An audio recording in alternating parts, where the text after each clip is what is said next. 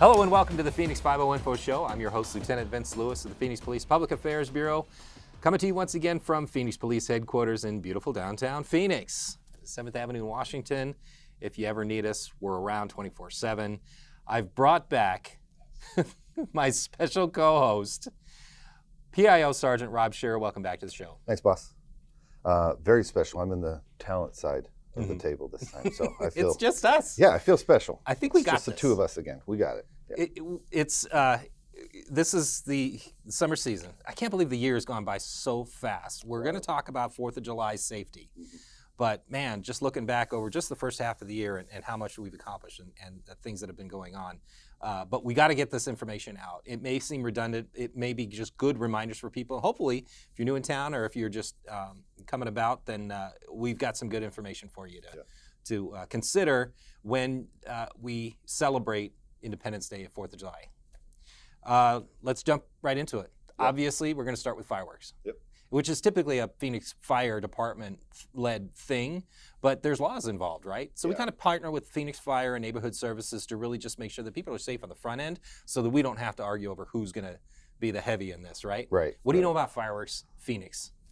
So fireworks, essentially, there are some fireworks that are permitted, essentially. Basically, the ones that stay on the ground, light up. Trust me, we both have kids. They still enjoy the ones that sparkle. Sparkle's pretty high. They go boom, but on the ground. But anything that's essentially designed to go up in the air and explode, those are going to be prohibited. And it's really for everybody's safety. Those ones that stay on the ground, they're regulated. We at least there is an element that looks at them, how they're made, that sort of entity. Those other ones that pop in the air, they're not, and we're not going to. There's so many other elements of liability that go when something lifts up off the ground and is designed to explode, obviously. So stay within those parameters of that. Don't own that liability of that one going up in the air, because it goes up in the air and then bails right and hits this and then starts a fire or hits something, and just a liability that you don't want any part of that. Right, and there's the dates that we're permitted to use them, specifically the 4th of July. There's a window, right? Right. June 24th through July 24th. So a full month to be able to do that. I mean, it's have fun. Use the ones. Go out in your street. Do what. I mean, I grew up doing. I had all the ones that I don't know if they were permitted back in the day, but I had all the same ones. The ones that sparkle and all that good stuff. You still get that element of a firework. Kids still enjoy it. Adults can still enjoy it. But yeah, stay safe with it. Okay, so then there's information on phoenix.gov for guidelines. You can contact the fire department and listen to their show. I'm going to plug their show, Valley Watch. I'm sure they're going to discuss this, but shout out to those folks over there.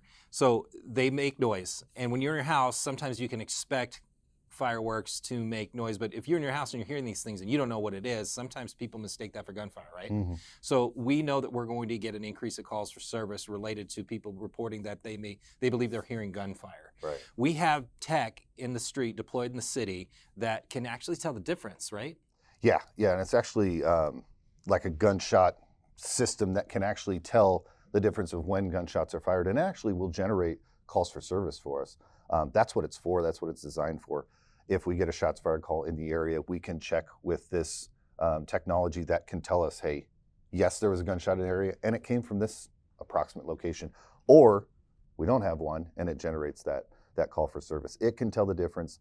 Not to say not to call. I mean, if you hear something that you believe is gunfire, I'd encourage you to call.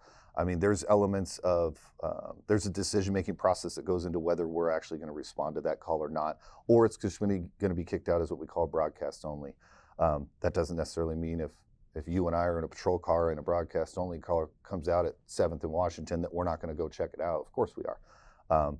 But we have different elements like that, but we do have basically shot detection technology out in the streets. And what goes up must come down. And the sad reality that we know of that during these holidays, sometimes we have people who participate in what we refer to as celebratory gunfire.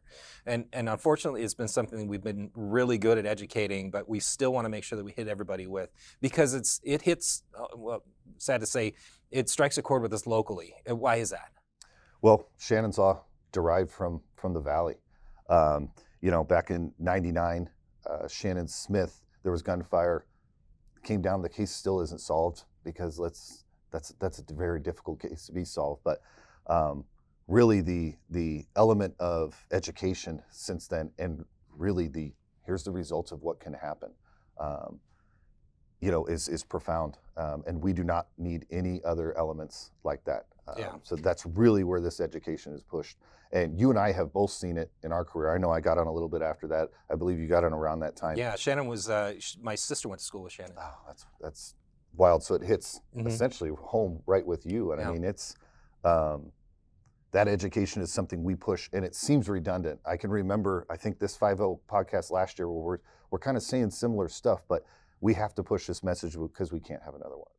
Absolutely. So it's going to be Arizona Revised Statute is the law 13-3107, illegal discharge of firearm within or into the city limits, and it's punishable as a Class 6 felony if you're convicted from that. So yeah, that's a very important. So moving on to other safety issues, criminal issues, we know Phoenix Police is going to be busy. Yeah. We're also going to be out there enforcing traffic. We're going to be mindful that, hey, it's a holiday, people celebrate. What else are we going to be looking out for? Don't drink and drive. I love this. We came into this, don't be that. It's something my dad said to me all the time. Don't be that guy. Okay, we'll say don't be that person for the sake, but don't be that person during this. We have so many common sense things that you and I are going to talk about in this 15 minutes. And don't drink and drive. Every holiday we beat up this same message because, again, we're trying to preserve life. We're trying to preserve the safety of our citizens. And we will be out there. There will be no tolerance for that. Just to be frank, I mean, there isn't any tolerance on a normal day, more or less than a holiday. There's places you're going to go. You're going to go to, if you go to a festival, if you go to Indian Still Park with the city of Phoenix, or if you go to any others of these, valley-wide places where fireworks are shown. We understand there's alcohol. We understand people are going to enjoy their day, and that may be something that they're going to partake in. Designated driver, do what we've all grown up and had pushed towards us. Do that. It's the safest thing. There's too many options out there to avoid to avoid a DUI. All right. Speaking of events, yes, fabulous Phoenix 4th, 2024. It's on. We're back. Yeah. It's running. It's free event. Steel Indian School Park downtown, 6 p.m. to 10 p.m. The city has provided us with a list of prohibited items. Rob, run down that list for me real quick. Interestingly, drones right out of the chute, alcohol. Fold-out tables, personal fireworks, barbecue grills, glass bottles, pets and other service animals, laser pointers, skateboards, inline skates, and kites. No fishing, during this event. All of that is That's designed, at the lake, right? At the Steel Indian Lake. Right. All that's designed for everybody's safety. That's what is inherent with these events. We want to make sure everybody has a great time, and it's built for someone to have a great time. But let's be safe. Let's not bring a prohibited item in and get kicked out of a free event that you're there to have fun to do. So there's going to be events all over the valley. There's going to be displays going on probably throughout the evening. We're going to try to go to these different places. Maybe you're going to try to look for a really quick, hasty parking spot. We have to be aware that if you're in somebody's neighborhood, or if you're on private property, if you're parking, you have to be mindful and you have to be courteous. What are some other considerations for parking do we want people to know about? Just like in any event, give yourself the time to go down. Plan ahead if you can. If there's an element or somewhere you think you can park or you can park, plan ahead. Give yourself some time to go there. You're not the only person going to this event. It's free and it's going to draw quite a few people. Plan ahead for that parking structure or plan ahead for that parking lot and get there and do it safely. Yeah. You said it, be mindful and courteous. If you're going to be in a neighborhood, understand people live there. Be mindful and courteous of the person that lives there. Don't block driveways. Yeah. Don't block fire hydrants. Simple things that are common sense. Right. Don't be that person that blocks a fire hydrant and then fire has to get there and do what they do, and now your car's getting moved out of the way in a rather forcible fashion. So speaking of cars, so let's say you park legally and you want to remember where you're at. We have some tips for you, right? Yeah. I mean, take photos of where your car's at. Or go in your notes on your phone. Everybody has it. Write down where you're at. I'm at 7th Washington, or I'm at the house in front of this house with this address. Be mindful of getting back to where you are. Try to be cognizant of how you're getting to your event as opposed to how you're going to get back. Because when it's time to leave, we all know those events, when it's time to leave, it is a mass exodus. It is a sea of people. understand where you're at and understand how to get back to where that car's at. Yeah, and sometimes you can drop a pin too, just Yeah. to get your location Yeah. sent to somebody else or whatever. I can't imagine the gut-wrenching feeling of getting back in your car's not there. Right. And property crime, we know, it's a crime of opportunity. Yes. So while everybody's walking around looking up, criminals are going to be looking at you and your stuff. Yeah. So Yeah. watch for that. Yes. I mean, it's similar. Secure your stuff, lock your car. Similar to what we say during the holiday season. You know, if you've got something valuable that you're not going to take with you, hide it, secure it in your trunk. Don't make anything readily available to where we can break a window, snag it, and take off in a matter of 15 seconds, and that's giving you 10 seconds of leeway. You know, be mindful of, again, your surroundings and understand a mass influx of people will sometimes bring elements that are going to look for crimes of opportunity. Yeah, you're going to get kids darting out in the traffic, don't want to go watch the fireworks, or, you know, pets get scared and escape sometimes. They could be darting out there. Yeah. You know, there's going to be people in cars pretty much everywhere. Some of the best viewing spots I know might be tempting, and that could be on rooftops that you might have access to, but you're not permitted to be there. Highways, highway overpasses, right? Shout out to our friends, the troopers, Yeah. Department of Public Safety. But what do we see sometimes at those stacks? Yeah. Don't do that. Don't sit on an overpass. Don't pull over to the side of the road on an overpass to catch the best view of all the sights in the city. Right. If you're in that place, it is what it is. You probably missed the show. You didn't plan ahead, didn't do, you know, what we talked about, planning ahead and giving yourself the time to get to where you need to be. Again, just be mindful and cognizant. There's you on the side of a overpass or on the side of a highway to get your best view. That's affecting so many other people. A roadway, a rooftop, whatever it may be. Just be mindful of the people around you. So yeah, look around, look at Yeah. signs, use common sense, Yep. be courteous, and you should, you know, be for the same amount of good fun that everybody else is going to have. Okay, major events.